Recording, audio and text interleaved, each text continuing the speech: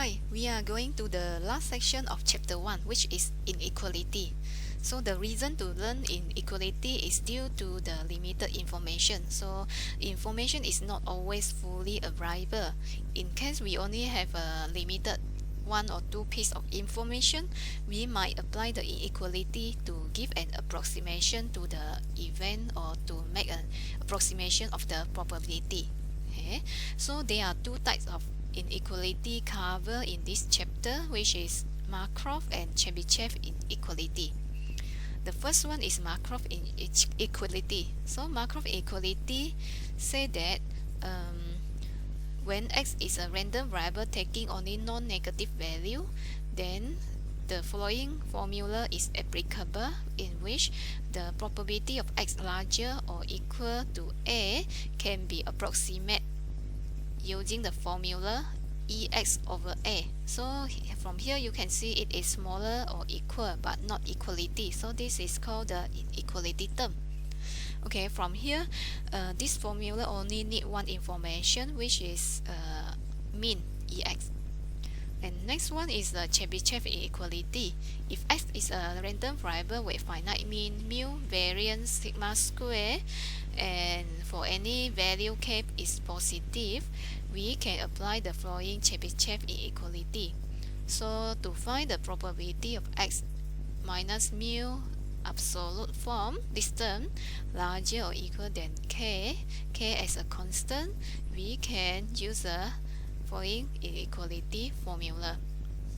So here we see that we need two pieces of information, mean and variance. Okay, so this formula can be further divided into upper and lower bound. Okay, so the upper and lower bound can be written in three different formats, but they are actually similar or equivalent to each other. So you can apply either one, which will give you the same result. Okay, so as you can see, the lower bound is just a complement to the upper bound. So the difference is the size here is different, and then this one is 1 minus the term here. Okay, so just a complement. Next we move to the examples. Okay, example H. A post office handles on average 10,000 letters a day. What can be said about the probability that it will handle at least 15,000 letters tomorrow? So we assume x as a number of letters handled tomorrow. So from here we only have one information, which is the mean of the letters. Therefore we only can apply the Markov inequality. Okay, using the Markov inequality formula, we are able to find the probability x larger than or equal than 15,000 letters is 2/3.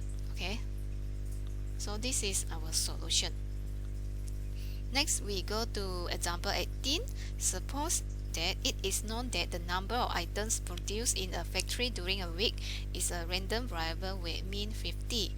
What can be said about the probability that this week's production will exceed 75? Again, we only have one information about the mean, so we apply the Markov inequality. So applying this inequality formula, we are able to get the solution 2/3. Okay.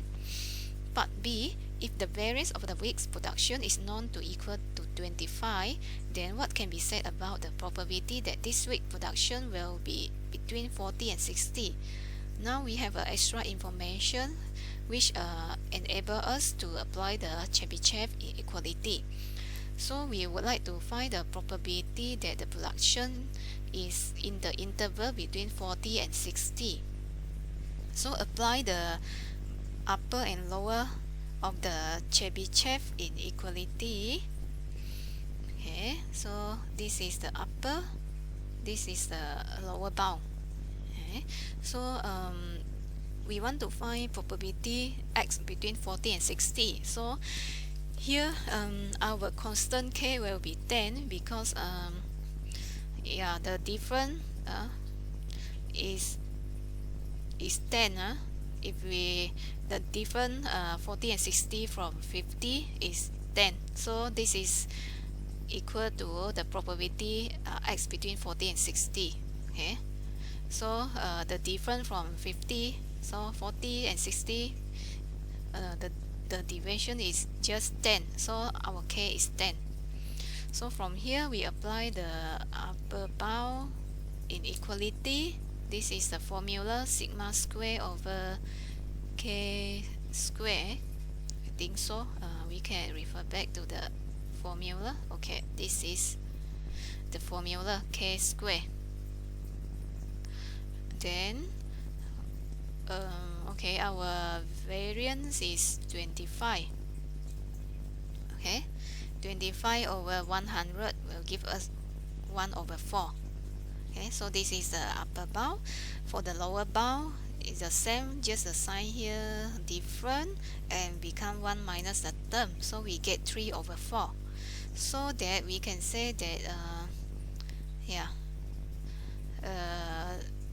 this week's production will be between 40 and 60 is at least 0.75. okay, for the upper bound. Okay, and the lower bound is 1 over 4.